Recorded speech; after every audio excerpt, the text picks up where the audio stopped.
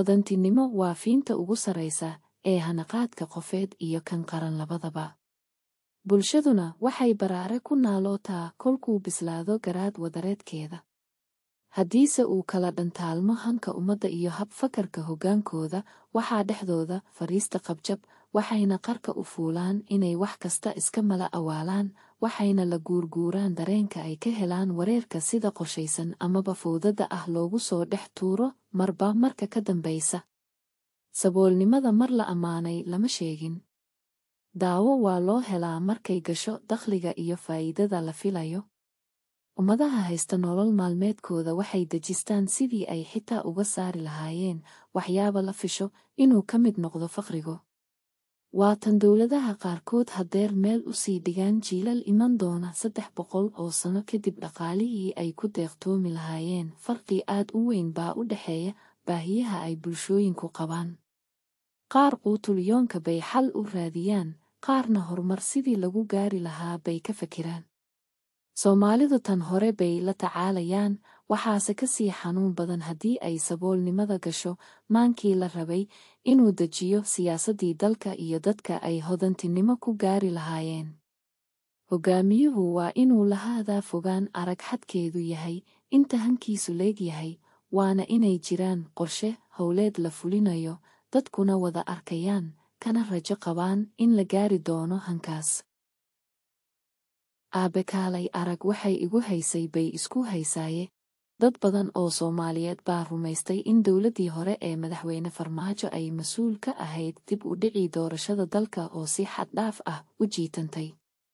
Dad badan way xusuustaan in madaxweynaha khudbad dheer ka jeediyey xaaladdaas oo si qayaxan farta ugu fiiqay in madaxweynaha Puntland isagoo fulinayo ajanda shisheeye uu mar walba dib u dhigayay doorashada.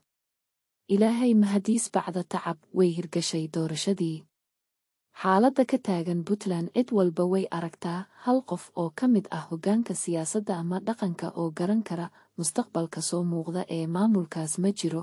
Waxay maraysaa mugdi iyo mala awaal, waana mid aysan mudnayn shacabka reer Puntland.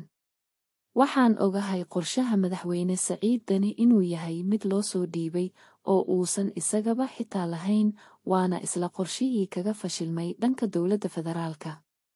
Qorshahaasi wuxuu yahay in awoodda siyaasadeed ee dalka Soomaaliya mar walba hoos loo dhigo, dalkana lagu baahiyo degenaansho la'aan joogto ah. Taasna waa istaraatiijiyad u muuqata dal Carbeed oo aaminay in horumarka iyo degenaanshaha Soomaaliya khatar ku yahay jiritaankooda fog ee dhaqan-dhaqaale. Madaxweyne Deni wuxuu doonayay in Muqdisho dunto oo dowlad taag daran noqoto ugu yaraan, shir kastana caqabad hor leh ayuu keenayay. Waxaase nasiib darro ah maanta isagoo xilkii ugu sarreeyey Puntland weli ku fadhiyo, uusan haysanin cid kale oo eedda kula shirkooda, uuna fulinayo wax kasta uu maamulkii madaxweyne Farmaajo ku eedayn jiray. Halka su'aal ee ay tahay qof walba inuu isweydiiyo haddii madaxweyne Deni shalay uu sharxay sababihii ay isku khilaafeen madaxweyne Farmaajo, bal hanoo sharxo waxay maantana isugu dhaceen madaxweyne Xasan Sheekh. Sow kuulama eka sheekadii ahayd aabe kaalay arag waxay igu haysay bay isku haysaaye. Sow saboolnimo siyaasadeed maahan. Puntland oo sida Yaman laga dhigi rabo, isimada iyo waxgaradka Puntland haddaysan tallaabo degdeg ah oo wadajir ah qaadin waxay soo baraarugi doonaan mar uu xalkii sii fogaaday. Haddaad moodaysaan doodu inay tahay muran doorasho ama muran siyaasadeed, xog badan baa idinka maqan ee qorshuhu wuxuu yahay Puntland inay daciifto ilaa ay dunto, si xeebaheeda iyo khayraadkeeda looga saxiixdo guddoomiye degmo oo aanan lahayn cid la xisaabtami karta. Waa sida haddeer Yaman ka socota. Gobol iyo degmo ayaa loo kala jaray oo mid walba maamul iyo ciidan u gaar ah baa loo sameeyey.